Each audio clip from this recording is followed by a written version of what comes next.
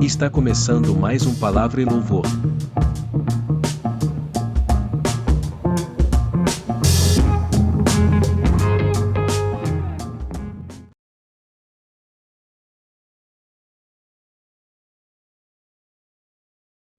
Bênçãos e honra, poder e glória sejam dados ao Rei dos Reis. Que toda nação, toda a criação se ajoelhem para o Rei dos Reis. Toda língua na terra e céus declarará sua glória. Todos vão se ajoelhar, diante do trono será exaltado, ó Deus, e teu reino nunca acabará, ó Rei dos Reis.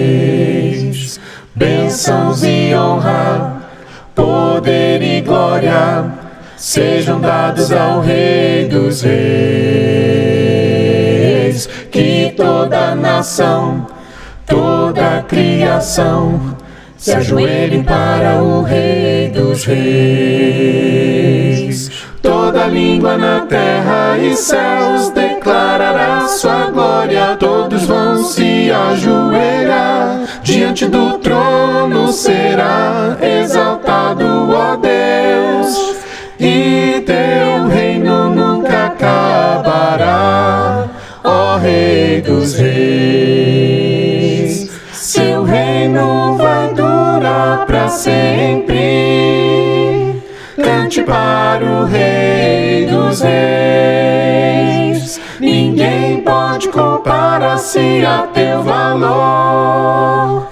Cante para o Rei dos Reis. Seu reino vai durar para sempre. Cante para o Rei dos Reis. Ninguém pode comparar-se a teu valor. Cante para o Rei dos Reis.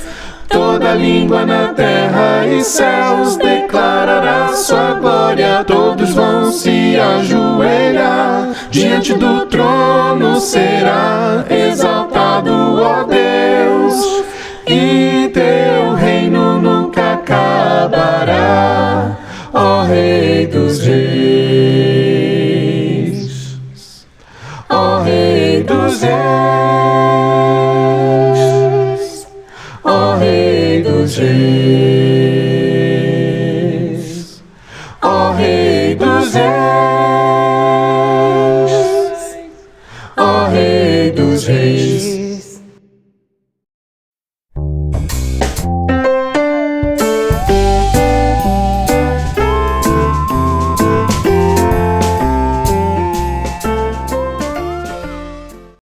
Bom dia, boa tarde, boa noite.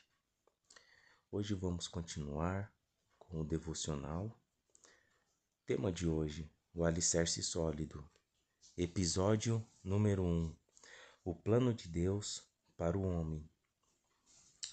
Então gostaria de ler uma passagem, João capítulo 6, do versículo 37 ao versículo 40. Todo aquele que o Pai me dá, esse virá a mim, e o que vê a mim, de modo nenhum lançarei fora.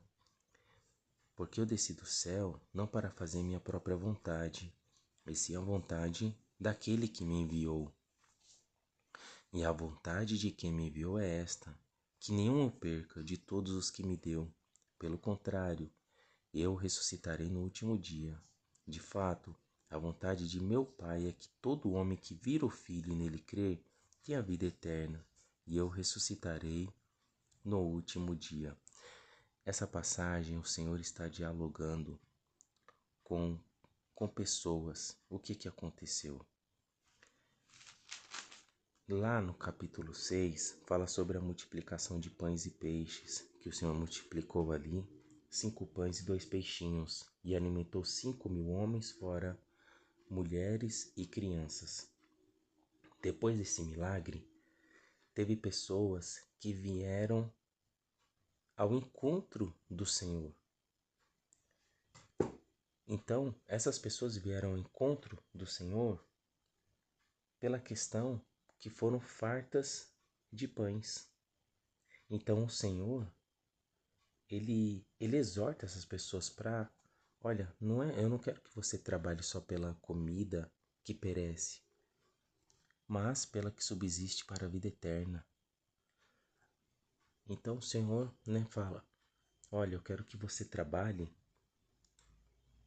para o reino de Deus, porque isso vai durar eternamente, isso não vai ter fim. Então essas pessoas estavam procurando só o alimento físico.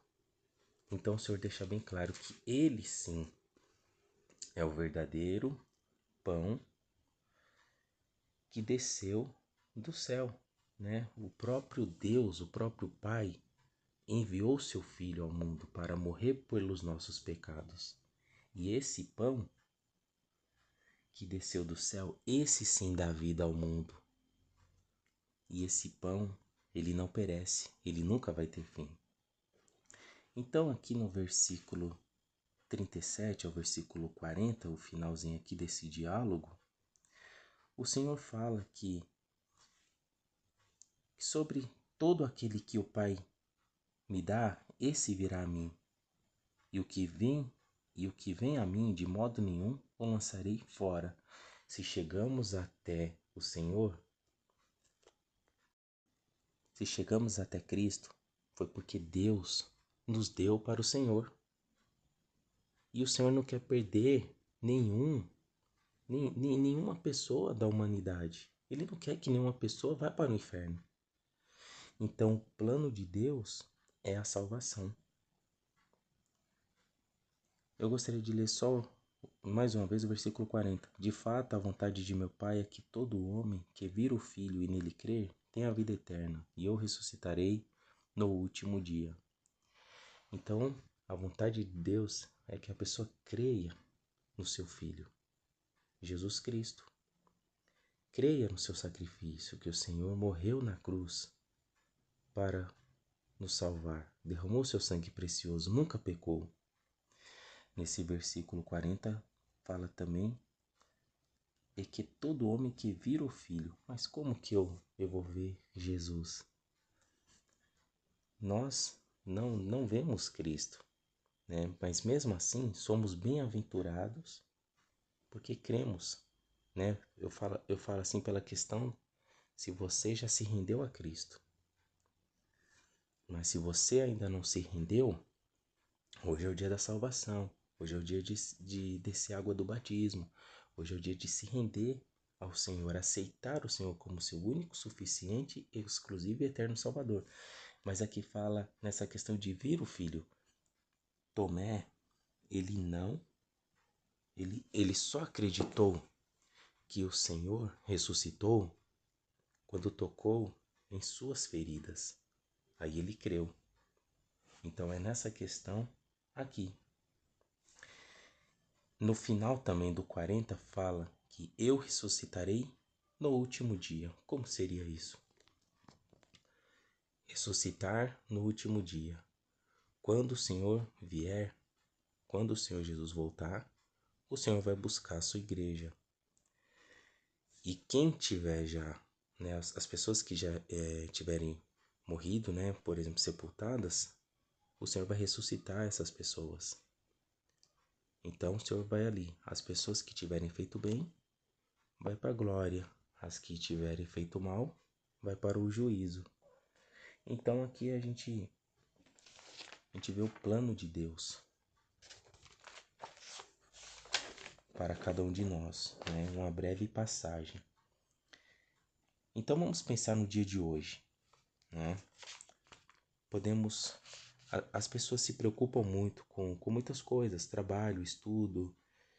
Poxa, o que eu vou vestir, o que eu vou comer, essas coisas são necessárias, sim. Precisamos dessas coisas, mas isso não é tudo. O principal que Deus quer para cada um de nós, se você ainda não se rendeu a Cristo, é que se renda a Cristo. É que tenha uma vida de comunhão com o Senhor, que tenha uma vida verdadeira com o Senhor. E vamos pensar também sobre esse tema, o alicerce sólido. O que seria um alicerce? Vamos pensar aqui, né, eu vou dar um exemplo, uma construção de um prédio. A construção de um prédio precisa muito de uma base sólida. Precisa achar rocha, precisa, né, não sei se vocês já viram batistaca ali, né, quando a pessoa, tem ali uma empresa construindo um prédio, eles acham uma rocha, eles, a partir do momento que encontram, colocam a ferragem, faz as colunas para sustentar o peso daquele prédio.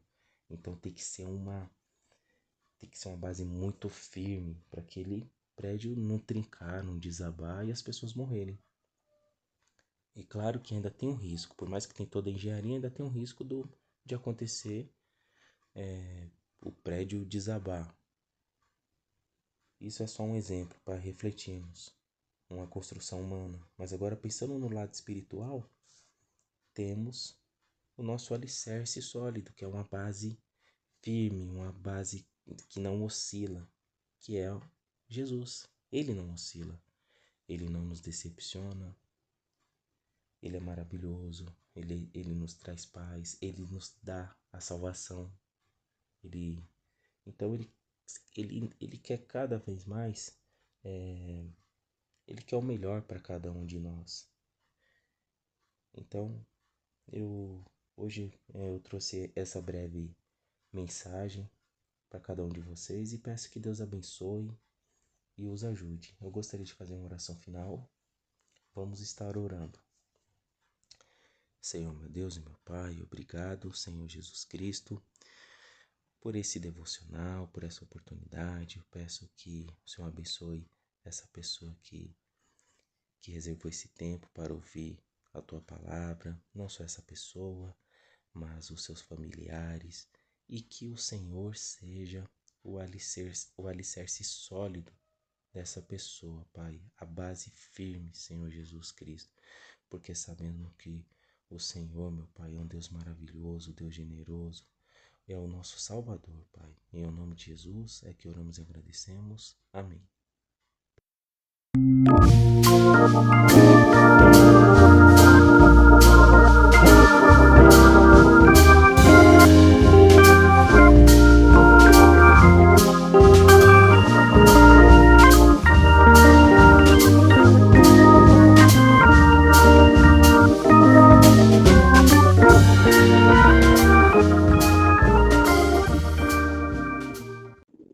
Bom dia, boa tarde, boa noite.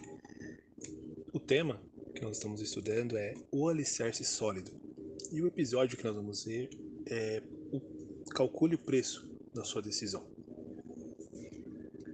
É bem comum, durante a nossa vida cristã, nós encontrarmos com pessoas que relembram coisas que passaram na vida e falam, puxa, se eu soubesse que isso iria acontecer, eu não teria tomado essa decisão, ou não, eu sabia que isso ia acontecer, mas fui cabeça dura. E eu quero pegar um pouquinho para meditar a respeito disso, e eu gostaria que você meditasse a respeito de coisas que você também já fez e se arrepende, coisas que você sabia que não deveria ter feito, ou coisas que você não sabia mesmo, você não tinha pensado, pelo menos conforme a palavra, você não sabia, talvez também, e é considerada ignorância. A palavra fala no Antigo Testamento que ignorância também, né, gerava pecado, tanto que tinha os pecados por ignorância.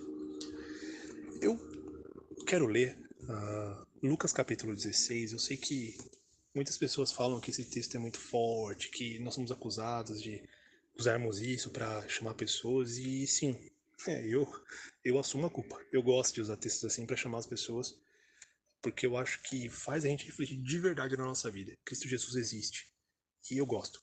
Quando nós vamos lá para no capítulo 16, versículo 19, ora havia certo homem rico que se vestia de púrpura e de linho finíssimo e que todos os dias se regalava esplendidamente. Havia também certo mendigo chamado Lázaro, coberto de chagas, que jazia à porta daquele, e desejava alimentar-se das migalhas que caíam da mesa do rico, e até os cães vinham lamber-lhe as úlceras. Aconteceu morrer o mendigo e ser levado pelos anjos para o seio de Abraão. Morreu também o rico e foi sepultado. No inferno, estando em tormentos, levantou os olhos e viu ao longe Abraão e Lázaro no seu seio. Então, chamando, disse: Pai Abraão, tem misericórdia de mim, e manda Lázaro que molhe em água a ponta do dedo e me refresque a língua, porque estou atormentado nessa chama. Disse, porém, Abraão: Filho, lembra-te de que recebeste os teus bens em tua vida, e Lázaro igualmente os males. Agora, porém, aqui ele está consolado, tu em tormentos. E além de tudo, está posto um grande abismo entre nós e vós, de sorte que os que querem passar daqui para vós, outros não podem, nem os deste e nem os de lá passar para nós. Então replicou: Pai, eu te imploro que mandes a minha casa paterna, porque tenho 5 irmãos, para que lhes dê testemunho, a fim de não virem também para este lugar de tormento. Respondeu Abraão: Eles têm Moisés e os profetas, ouçam-nos. Mas ele insistiu: Não, pai Abraão, se alguém dentre os mortos for ter com eles, arrepender-se-ão. Abraão, porém, lhe respondeu: Se não ouvem a Moisés e aos profetas, tampouco se deixarão persuadir, ainda que ressuscite alguém dentre os mortos. Essa história, sempre as pessoas, quando a gente lê, quando a gente está pregando, as pessoas realmente ficam muito mexidas. Eu já fiquei várias vezes mexido com pregações e aulas, e eu acredito que ela pode mexer novamente nessa noite com a gente. Quantas vezes nós não escolhemos coisas e durante as nossas vidas a gente tem a oportunidade de perceber que o que nós fizemos, as decisões que nós tomamos, elas geraram coisas ruins ou coisas boas. Normalmente, quando a gente toma decisões do lado de Deus, de Cristo Jesus, a gente sempre olha e fala: puxa, que bela decisão eu tomei, ainda bem, porque no futuro isso resultou em alguma coisa. Talvez hoje você esteja passando por coisas que têm trazido sofrimentos ou coisas que não têm te preenchido e que você acha que seria melhor estar afastado de Deus, de Cristo. Coisas que são bem difíceis mesmo, eu não vou poder falar por todos, eu posso falar pela minha vida, coisas que eu não entendo exatamente por que acontecem também, mas Deus falou: fica comigo. E eu gostaria de deixar um convite a refletir sobre isso. Quantas vezes você já pensou que um caminho era muito difícil, ou, poxa, eu vou ter que tomar realmente essa decisão, e logo lá na frente você percebeu que foi a decisão acertada? Se você nunca passou por isso ainda, você vai poder passar a ter oportunidade se estiver com Deus. Se você não passou por isso ainda, porque tem fugido das responsabilidades, saiba que é melhor você deixar Deus agir. Porque, vou dar alguns exemplos. Um pai de família que não corrige os filhos, no futuro esses filhos vão trazer bastante desgosto para ele, ou um casal que não conversa entre si também vai ter um casamento bem difícil. Irmãos que não conversam entre si, que não se relacionam bem, no futuro vão trazer problemas para si também, relacionar, né, entre si. No trabalho, se você não se prepara profissionalmente, lá na frente vai acontecer alguma coisa. Tudo que nós plantamos, nós colhemos, isso é muito claro. O apóstolo Paulo já falou sobre isso, quando ele fala até sobre a oferta, mas fica geral pra gente. Em outros vários momentos também tem exemplos como esse. Hoje, na sua vida, talvez você fique pensando que algumas decisões que você tem tomado têm sido melhores para você. Decisões que colaboram para você saciar os seus prazeres, os seus limites.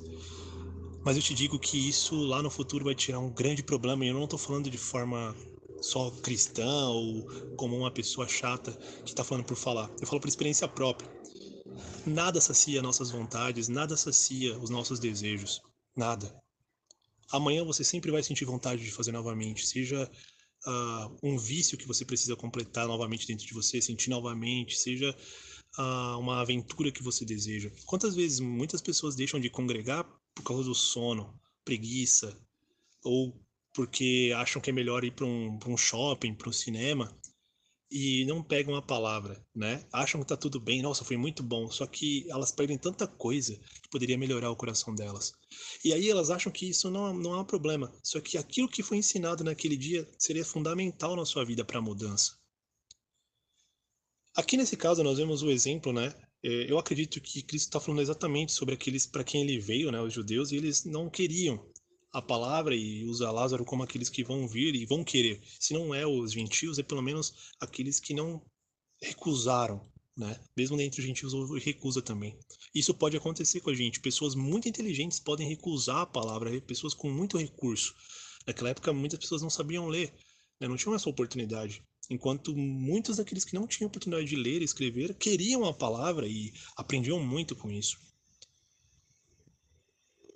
A decisão está na sua mão. E eu gostaria de deixar esse convite para você. Que você meditasse a respeito da sua vida, no que você tem desejado para ela no futuro. No que você tem pensado a respeito de tudo que você faz, se é da vontade de Deus. Você tem observado realmente tudo.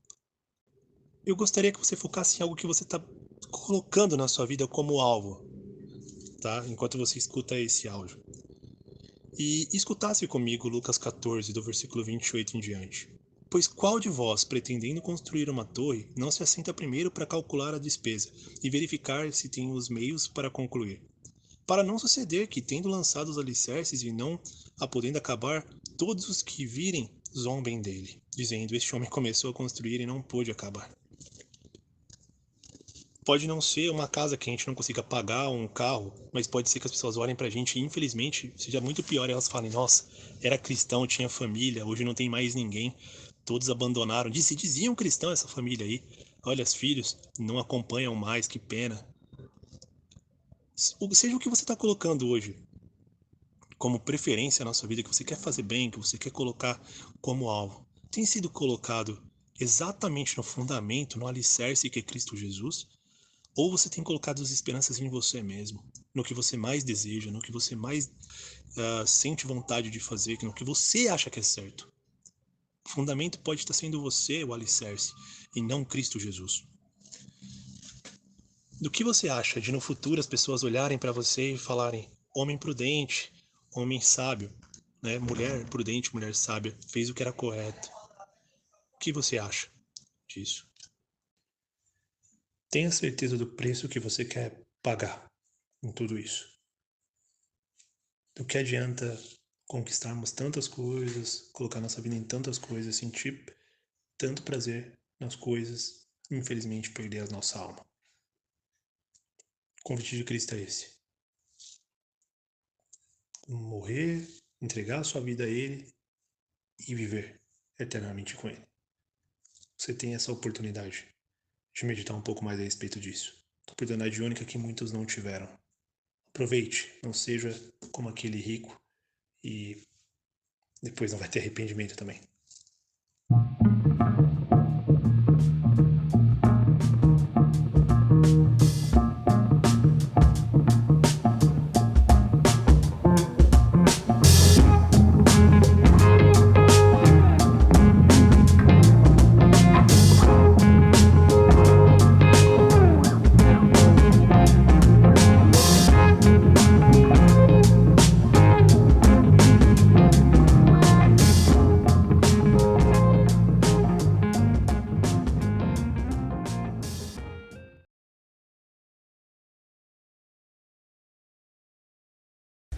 A estranha graça de Jesus, um infeliz salvou. Eu cego estava, deu-me luz, perdido em mim buscou. A graça então meu coração do medo libertou.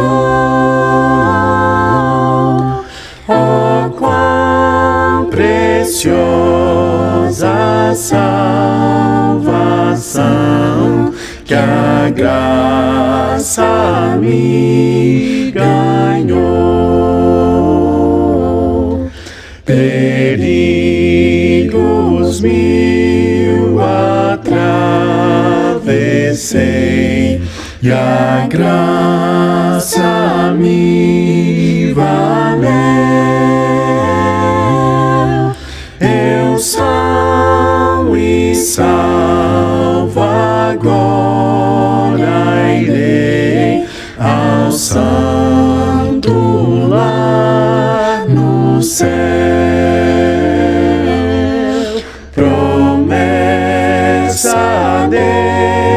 meu Salvador, e nele eu posso crer. É meu escudo e protetor em todo o meu viver.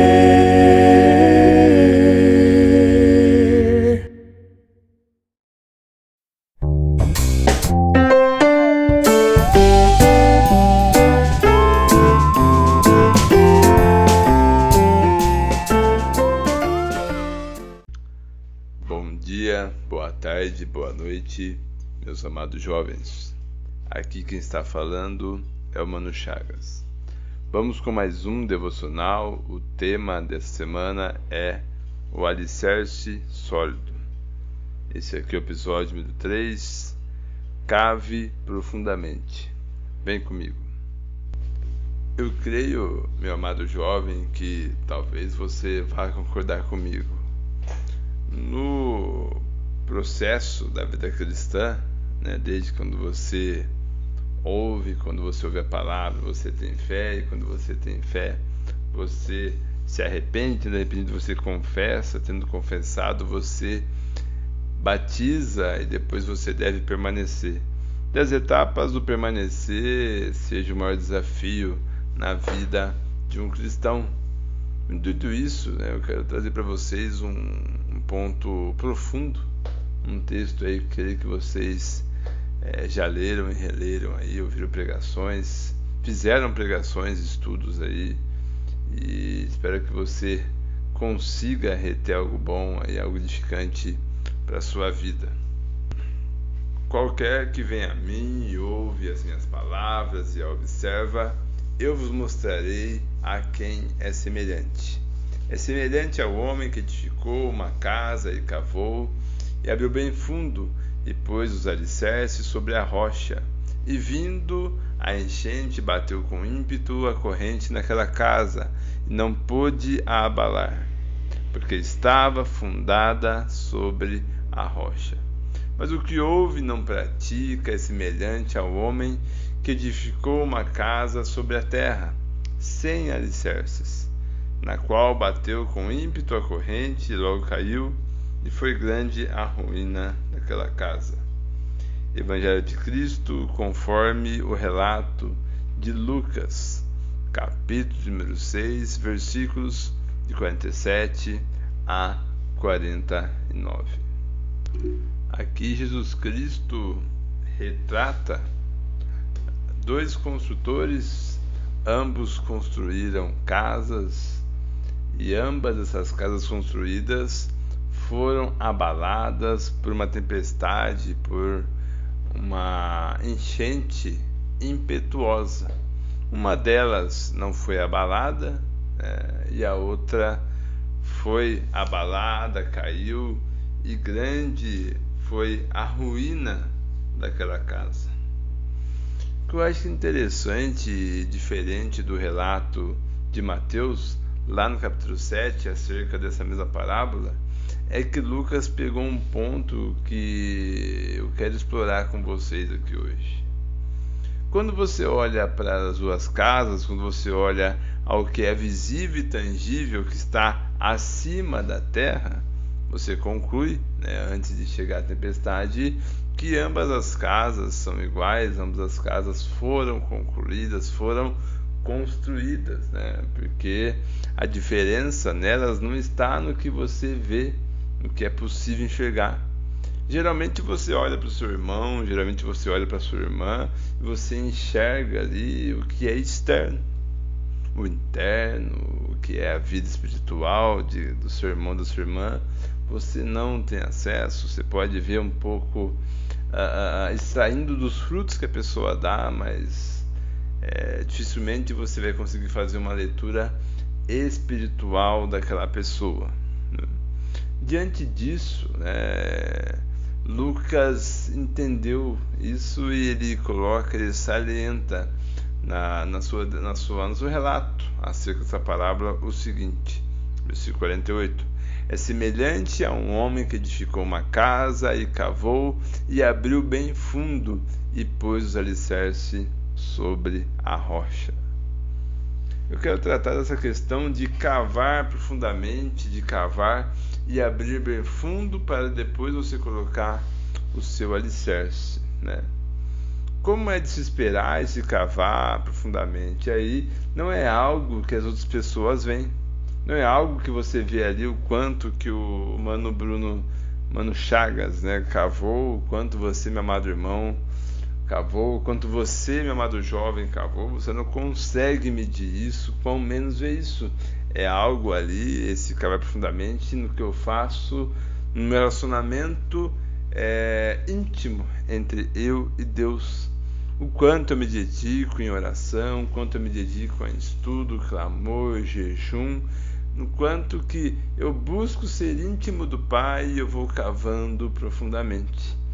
E sendo algo, meu amado jovem, no qual os outros não veem, os outros não é tangível, não salta aos olhos ali, é algo que talvez, né, não te incentive a fazer. Poxa, Bruno, dá trabalho cavar. Dá trabalho ali, eu investi tempo em estudo bíblico, leitura bíblica, tempo em oração e clamor e jejum a Deus, tempo ali na intimidade com o Pai. E não vou receber nenhum parabéns por isso, nenhum tapinha nas costas. Algo que é tão trabalhoso ali e ninguém vê, não vai ser visto, não vai ser tangível. Essa é a realidade. O outro ponto é que eu não consigo cavar por você. Eu não consigo desenvolver um relacionamento para você com Deus. É algo que você tem que fazer consigo mesmo. É uma prática no qual você deve buscar diariamente, né? Que ninguém vai ver e que eu não posso fazer por você, e é algo que dá muito trabalho, né? Pensando bem, de uma forma racional e limitada para a nossa mente humana, não faz muito sentido, Bruno. Eu vou investir em algo que seja externo, vou investir em algo que seja visto, algo que eu consiga receber um elogio, um tapinha nas costas, né? Faz mais sentido. Mas não é a nossa, essa é a lógica que Deus estabelece para que tenhamos um alicerce sólido, uma base firme para ali colocarmos a nossa casa espiritual. Deus deseja que nós cavemos profundamente, dia após dia, buscando colocar o alicerce da nossa fé, da nossa vida espiritual, na rocha que é Cristo. Você tem cavado, meu amado jovem, o suficiente? Você tem cavado, meu amado irmão, profundamente? Tem buscado manter uma intimidade assídua com Deus? Buscado a face de Jesus Cristo diariamente? Ao longo da sua manhã, tarde e noite, você tem buscado essa intimidade, que é o qual não vai te manter, meu amado jovem, amado irmão, quando vier o dia mau, quando vier a tempestade, quando vier o caos. Se você, meu amado jovem, amado irmão, estiver cavado e abrido profundamente, lá posto o alicerce da sua fé na rocha que é Cristo, vai vir um dia mau, vai vir a tempestade, e isto pode levar a sua vida espiritual à ruína. Mas se você está bem alicerçado, passará firmemente sem ser abalado. Portanto, meu amado jovem, amado irmão, cave e cave profundamente. Vai te dar trabalho, ninguém pode fazer isso por você e ninguém verá o quanto que você cavou ou não, mas cave e cave profundamente. Esse aqui foi o devocional de hoje, que Deus nos abençoe.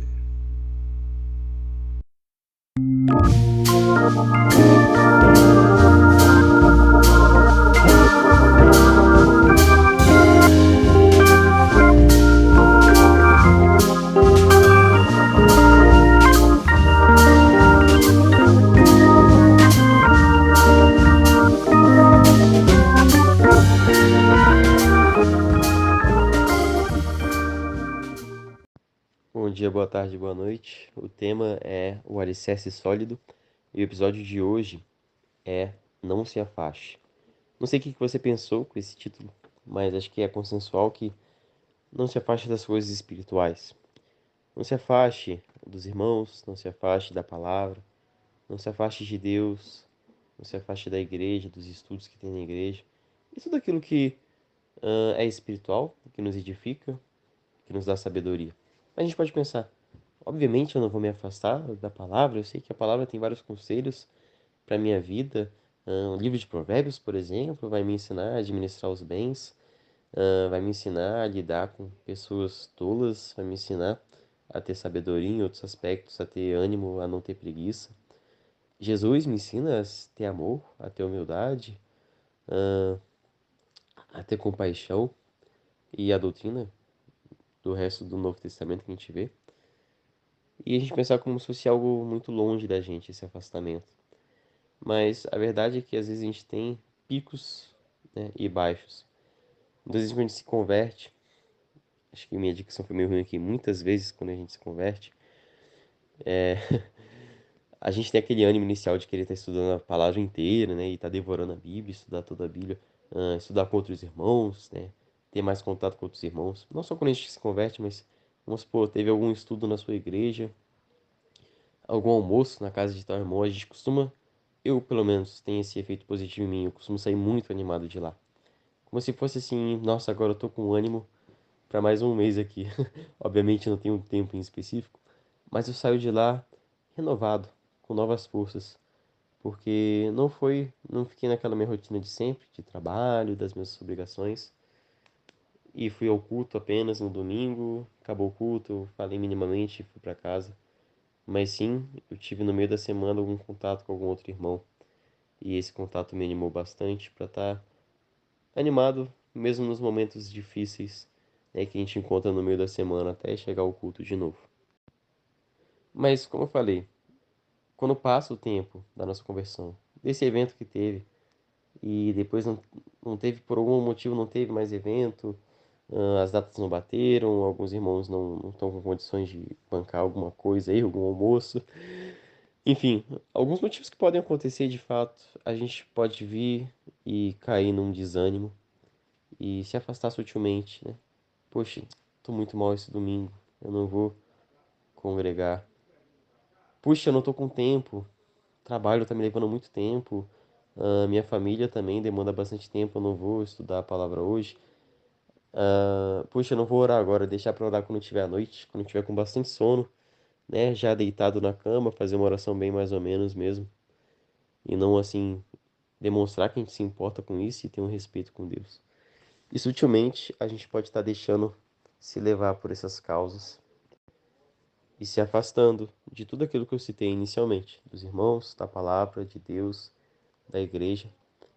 E muitas vezes esse desânimo que é causado com o afastamento, ele é um caminho sem volta, se a gente não quiser voltar de fato.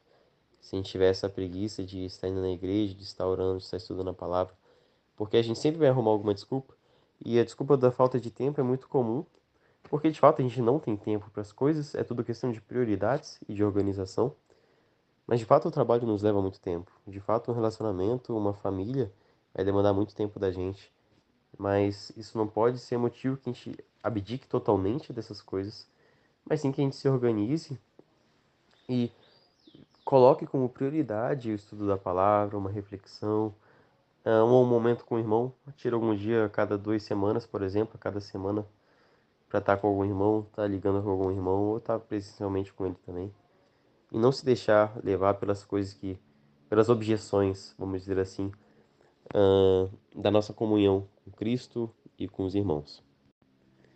Então, outros exemplos, muita gente cai num desânimo de fato, de alguma notícia ruim que aconteceu na nossa vida, alguma derrota nossa, e a gente entra numa depressãozinha, vamos dizer assim.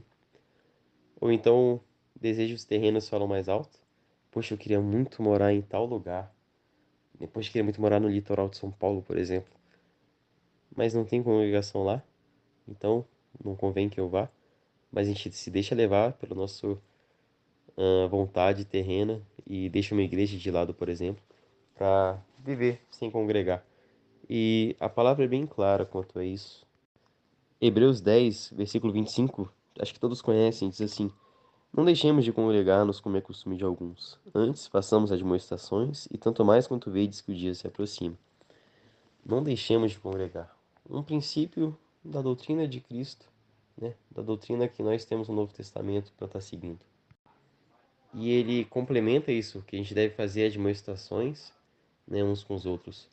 Porque de fato o mundo é desanimador, as dificuldades que a gente vai enfrentar como cristão, e sempre vai ter algum motivo para a gente desanimar e estar deixando as coisas espirituais de lado. E ele fala, ainda mais, façam mais isso ainda quando a gente vê que o dia se aproxima. Não necessariamente que a gente sabe, né? Jesus fala que vai vir como ladrão, então a gente não vai saber quando ele vai vir de fato. Mas todo dia que passa, o dia está se aproximando, né? No sentido de cada vez que, quanto mais tempo a gente tiver de palavra, de conversão, né, de vida, a gente tem que estar cada vez mais próximo da sua palavra. Não deixar com que outras desculpas nos afastem. Então eu queria incitar aqui a todos a estar buscando viver mais com os irmãos, conviver mais, fazer algum evento desse, alguma coisa. Pode ser até na sua casa, se você tiver disponibilidade, algum almoço, alguma brincadeira diferente, alguma reflexão. Tá buscando se animar. Não deixar que o desânimo venha para depois ter que correr atrás contra a preguiça, contra o desânimo, contra todas as objeções que você vai ter na hora, mas sim estar preparando o seu terreno agora para estar cada vez animado, fixado, alicerçado na palavra de Deus e no ânimo que Ele nos oferece. Então, se organize, faça uma oração de manhã em vez de deixar para quando você for dormir, né? Se organize para ter pelo menos alguns minutinhos, alguma hora do seu dia em que você pode estar estudando sua palavra. É possível sim você se organizar com isso. E não deixe que o desânimo bata e você vai se afastando. E a gente sabe que um ano de convertido, a gente pode até, por exemplo, eu me embolei agora, mas a gente pode ter se convertido, passado um ano na fé, depois se desanimado e ter passado o resto dos nossos 40 anos da nossa vida afastado da igreja, né? A gente sabe que a doutrina de uma vez salvo, salvo para sempre, é errada. E que provavelmente não é uma questão de tempo de conversão que vai nos salvar, né? Se a gente teve mais tempo convertido ou não, não é esse o ponto. Mas sim a gente está preparado a qualquer momento. A gente pode morrer e a qualquer momento. Então é muito perigoso a gente deixar essas coisas de lado, a palavra de lado, a igreja de lado. E a gente deve, como o Felipe falou, calcular o preço da nossa decisão. Porque pode levar à morte essa decisão de estar se afastando. Então é isso que eu queria incitar os irmãos, a estar buscando cada vez mais e se preparando agora, né? Porque parece uma solução muito genérica, mas o ponto mesmo é se preparar agora. Colocar como rotina já, encontrar alguns irmãos, estudar a palavra, para quando o desânimo vier, talvez ele nem venha por causa disso. Mas provavelmente ele vai vir sim, mas você vai ter a quem socorrer ou aonde socorrer. Então que a gente coloque como prioridade as coisas de Deus e não deixe como secundárias.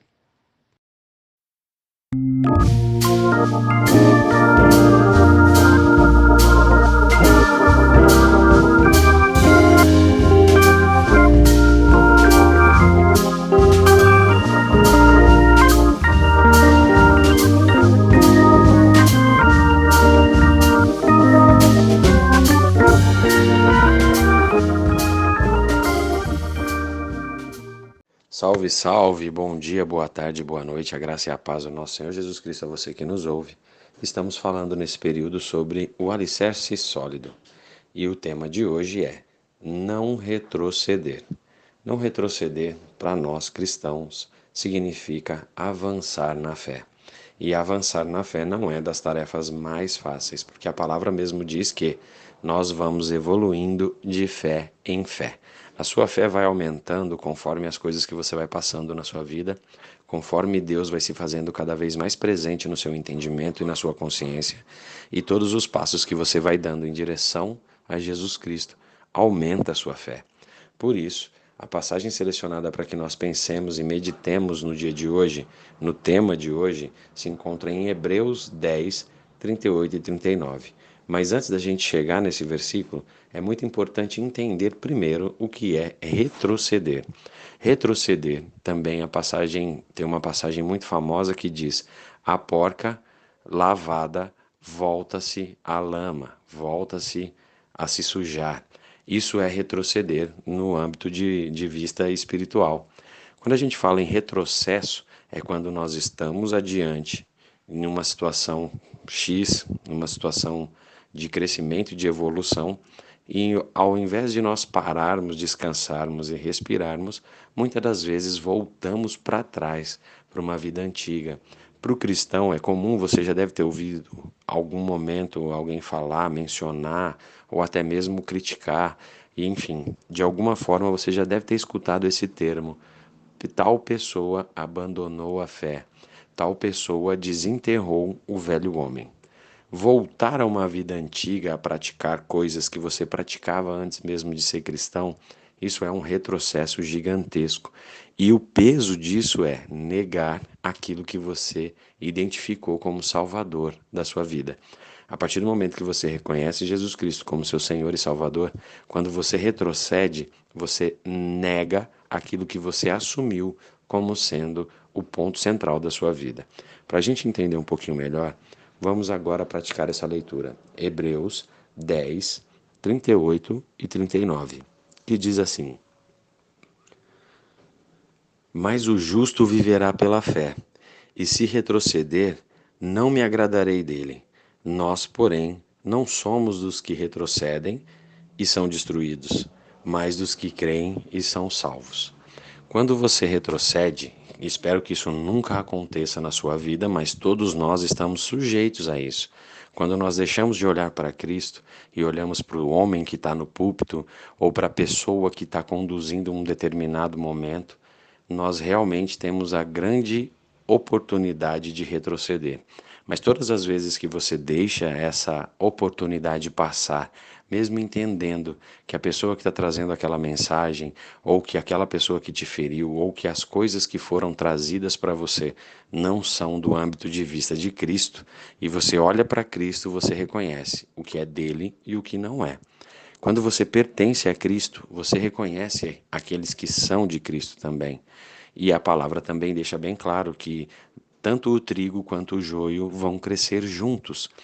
Porém, é o dono da seara, o dono da colheita, quem vai dizer quem é trigo e quem é joio, quem é útil e quem é inútil. Porém, não cabe a nós, nesse momento, enquanto estamos vivos, fazer parte desse tipo de julgamento. A gente pode sim julgar o que é de Cristo e o que não é. Mas você não vai julgar e condenar, você vai julgar e se aproximar do que é de Cristo. Você vai julgar e se afastar do que não pertence a Cristo. Mas o mais importante é que você olhe para a palavra como um espelho. Ninguém usa um espelho para olhar para o próximo. Você usa o espelho para olhar para si mesmo. A pessoa que usa o espelho para olhar para o próximo, ela está em um local de aprisionamento. Isso é usado inclusive em todas as prisões do mundo. A pessoa usa o espelho para olhar o corredor, porque a grade limita a sua visão. Mas a partir do momento que você é livre em Cristo, você tem toda a visão que lhe é necessária. E a visão é olhar para Cristo. Quando você olha para Jesus, a sua vida vai se corrigindo. Quando você se mede na própria palavra de Jesus Cristo, a sua vida vai seguindo. Quando você falha e se arrepende, a sua vida vai seguindo. Mas quando você para analisar, julgar e muitas das vezes condenar qualquer pessoa, isso sinceramente vai ser uma trave no seu olho e vai dificultar demais a sua vida espiritual. Por quê? Você vai perder o foco da salvação e vai se preocupar com a pessoa que está do seu lado. Repare o seguinte, dentro do corpo, do nosso organismo, quando um órgão fica doente, o corpo todo padece. Na vida espiritual não é tão diferente, mas na vida espiritual você tem a escolha de não adoecer juntamente com o seu membro, o membro que está do seu lado, a pessoa que faz parte daquilo. Muito pelo contrário, você pode ajudar inclusive a recuperar aquela pessoa, a recuperar aquele membro do corpo de Cristo quando você é luz e dá suporte. Suportai-vos uns aos outros. Quando nós somos suporte, Muitas das vezes a gente pensa nessa mensagem assim, ó, eu preciso suportar aquele irmão porque ele é chato, porque aquele irmão é difícil, porque aquele irmão é xiita. Mas, na verdade, se você se preocupar em ser suporte e se manter firme naquilo que Deus idealizou para a sua vida, com toda certeza, você não só estará sempre caminhando na direção de Jesus Cristo e evoluindo de fé em fé, sem retroceder, como também você vai mostrar para aquele irmão que a sua vida é a melhor forma de pregar o Evangelho. E tem uma frase bem comum, inclusive no meio cristão, que cada vez eu tenho ouvido mais na Igreja de Cristo.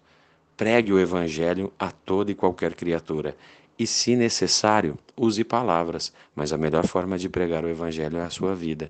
Quando você olha para a palavra como se ela fosse um espelho, você se vê nela. Você vive, respira, come e sobrevive da palavra. E é esse o plano de Deus para a sua vida.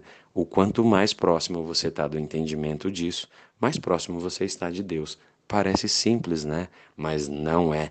É uma tarefa muito difícil, pois não tem como você caminhar sem observar quem está do seu lado, quem te ultrapassa, quem fica para trás de você. Você precisa observar essas coisas, mas é muito importante ter o discernimento baseado na palavra, se você pode ou não ajudar. Se não puder ajudar, também não atrapalhe. Faça silêncio e continue a sua jornada, pois lá na frente você pode ter certeza que quando você encontrar com Jesus Cristo, ao invés de ouvir dele, eu não vos conheço, você certamente ouvirá, servo bom e leal. Seja bem-vindo à morada de meu Pai. E lembre-se sempre, Jesus é meu mano e também pode ser o seu.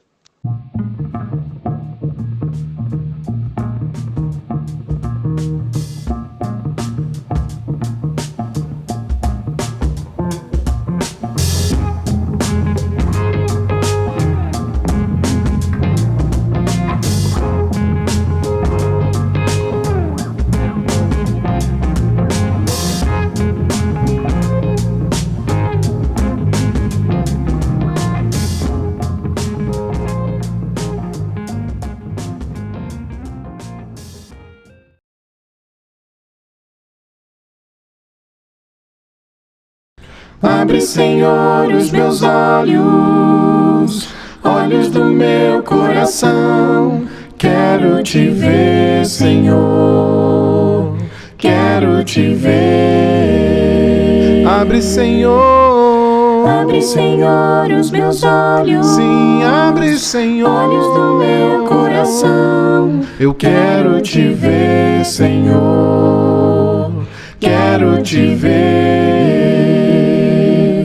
Exaltado sobre os céus, brilhando em nós a luz da tua glória, derramando amor e poder, quando cantamos Santo, Santo.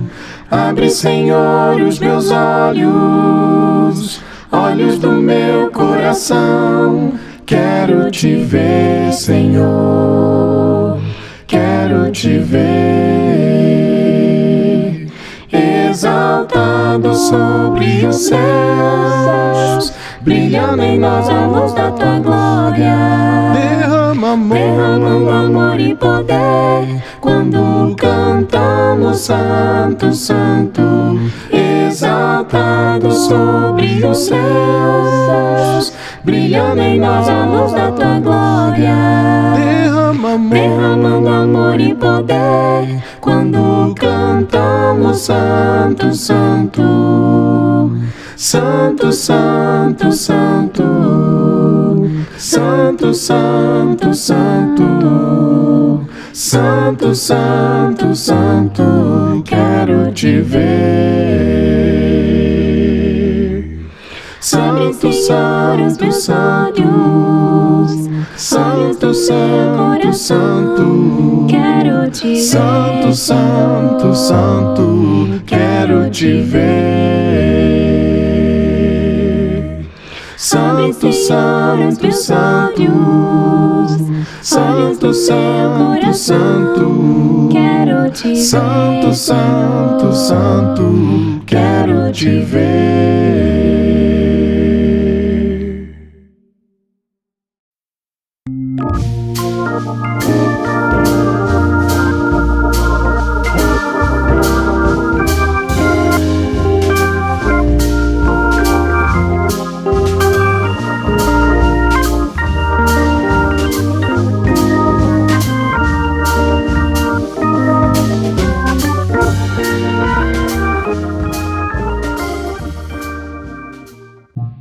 Que a graça e a paz esteja com você que me ouve.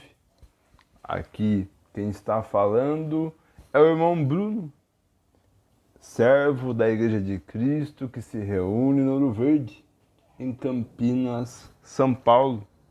Eu tenho um convite a você, meu irmão, um convite a você, minha irmã, um convite a você, jovem, um convite a você que é mais maduro. Que você me acompanhe, pois estarei fazendo uma exposição da carta que o apóstolo Paulo direciona à Igreja de Cristo, que se reúne em Filipe. Mas antes de eu adentrar na exposição do conteúdo dessa carta, irei comentar de como essa igreja foi organizada, como essa igreja foi estabelecida. Pois, como sabemos, a fundação da igreja aconteceu em Atos, capítulo número 2, onde o apóstolo Pedro, através da pregação do Evangelho, funda a Igreja de Cristo aos judeus e, posteriormente, o mesmo apóstolo Pedro, através da pregação do Evangelho, funda a igreja ou abre o reino aos gentios, ao pregar o Evangelho para a família de Cornélio. Dito isso, vamos entender como que foi organizada essa igreja em Filipe.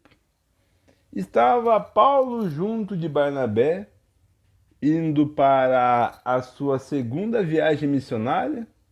Barnabé desejava levar com eles João Marcos, seu primo.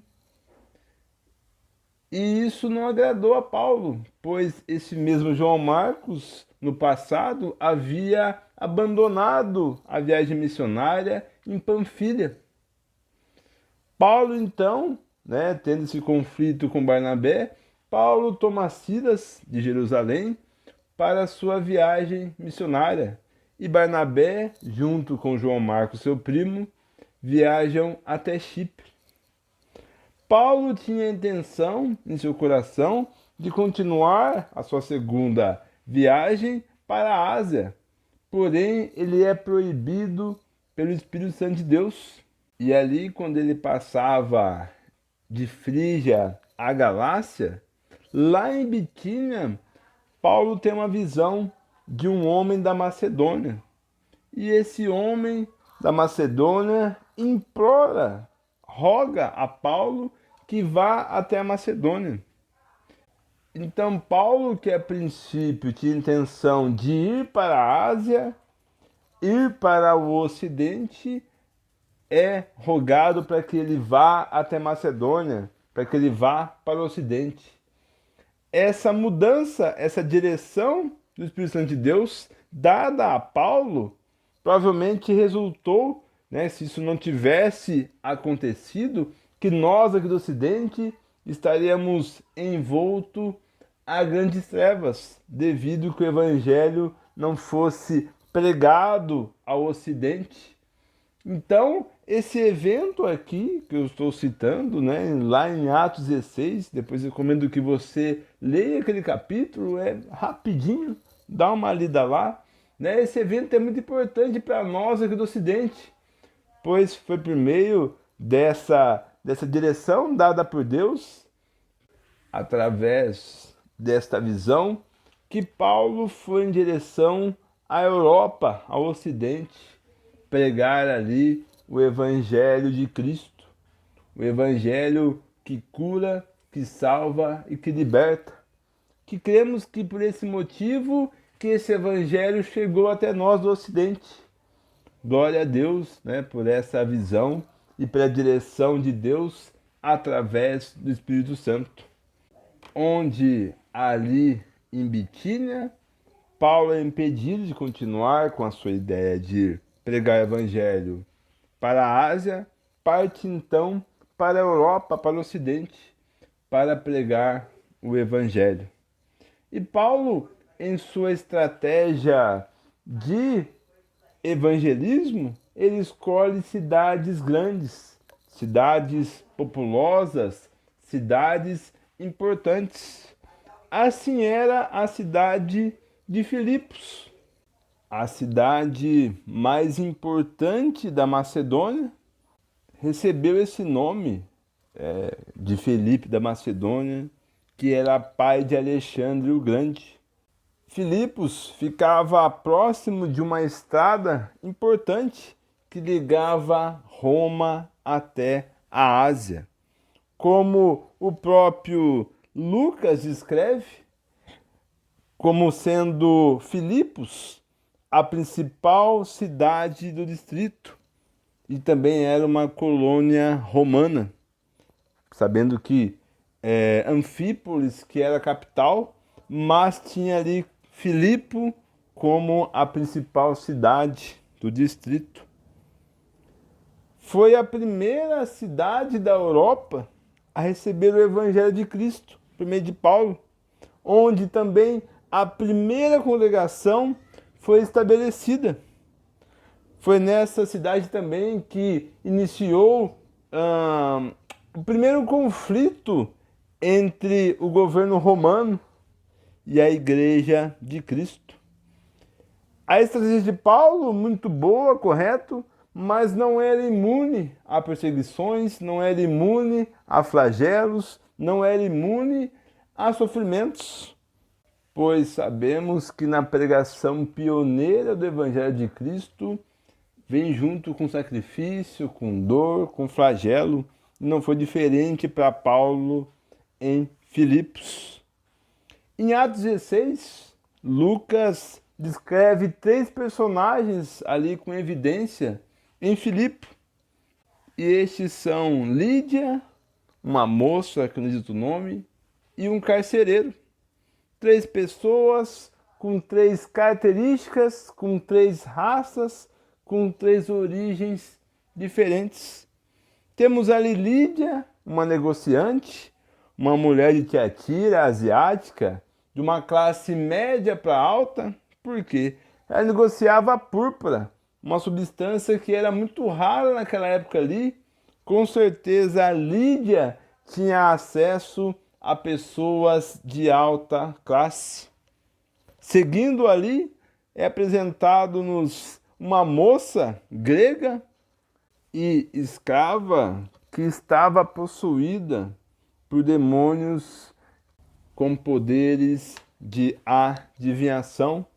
E também é descrito um carcereiro, um funcionário público de origem romana. Vemos ali que o Evangelho ele abrange a todos. O Evangelho de Cristo não separa o rico do pobre, não separa, não faz acepção entre o escravo e o liberto. Todos ali são afetados, todos ali têm a oportunidade de ouvir o Evangelho, independente de sua diferença de origem econômica, social.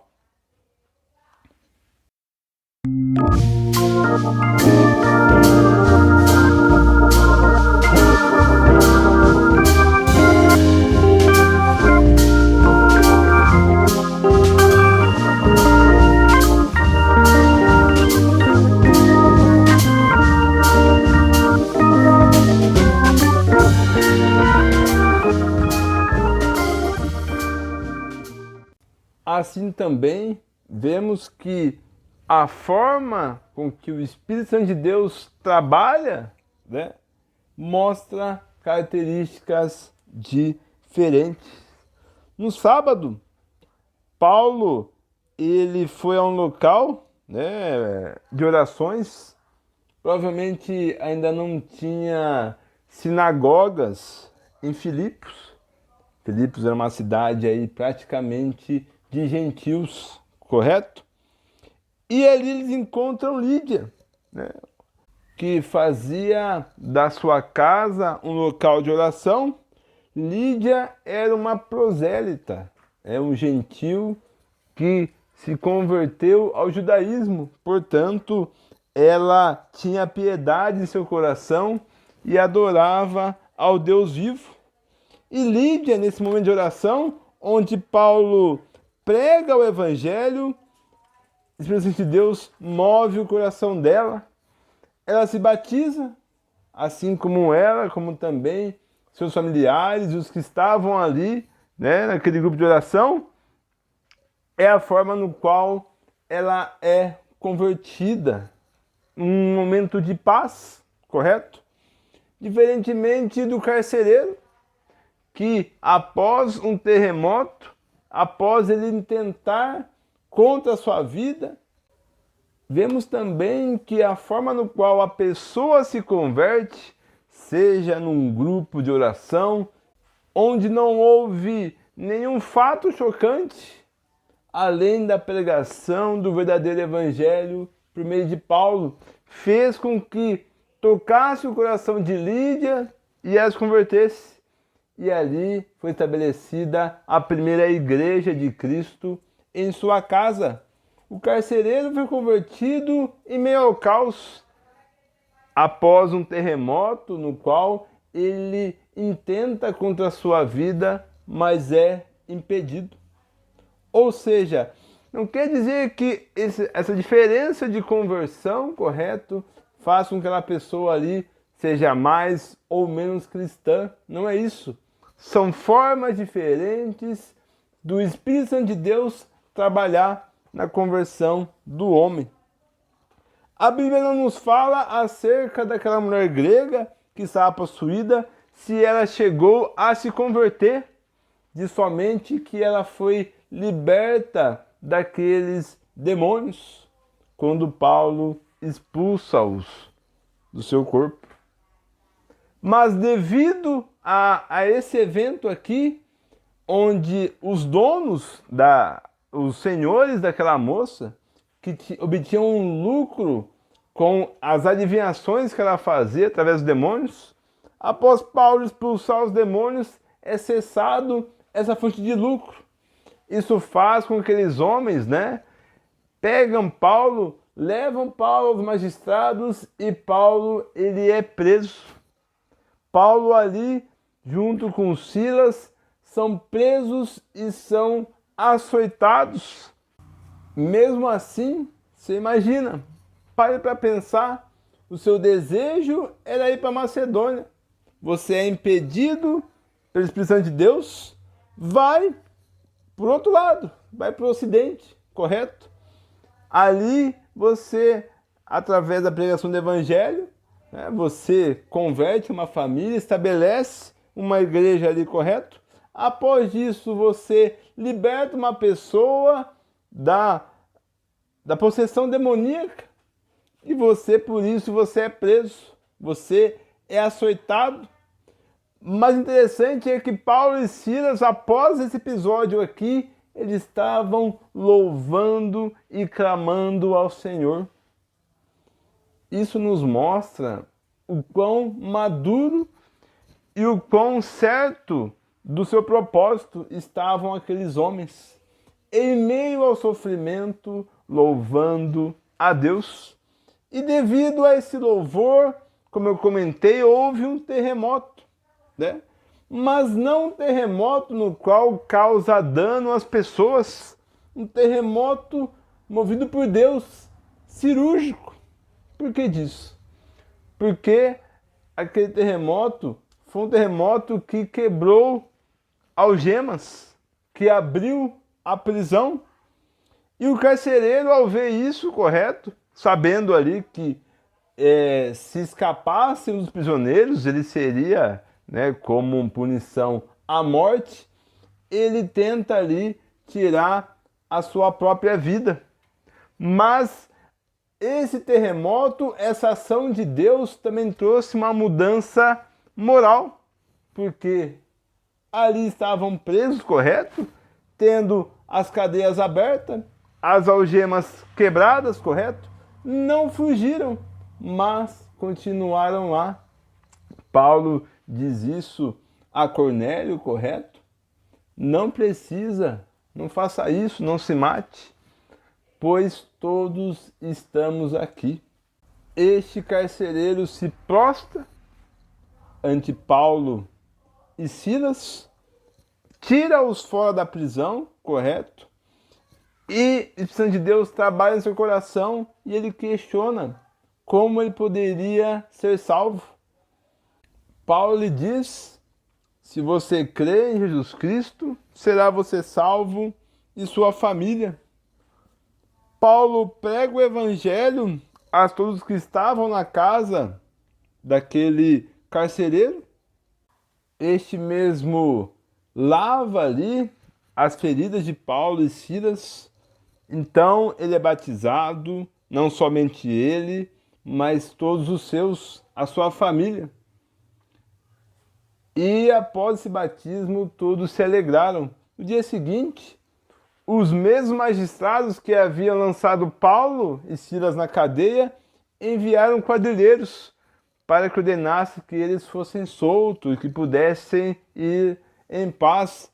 Mas Paulo replica dizendo: olha, vocês nos açoitaram publicamente, nos condenamos, sendo nós homens romanos, e isso causou temor aos magistrados, pois pela lei romana era proibido, né, que romanos fossem açoitados, pois essa punição era muito severa, né, para um homem romano. Então, os próprios magistrados foram até Paulo, dirigiram-lhe súplicas, né, e pedissem que saíssem da cidade. E Paulo, saindo da prisão, ele retorna lá na casa de Lídia, correto? Posteriormente, Paulo passa ali pela capital, Anfípolis e a Polônia, e chega até a Tessalônica. Esse foi um panorama, né, uma introdução para que possamos assim adentrar no conteúdo que Paulo escreve em sua carta, né, anos depois, quando estava preso em Roma.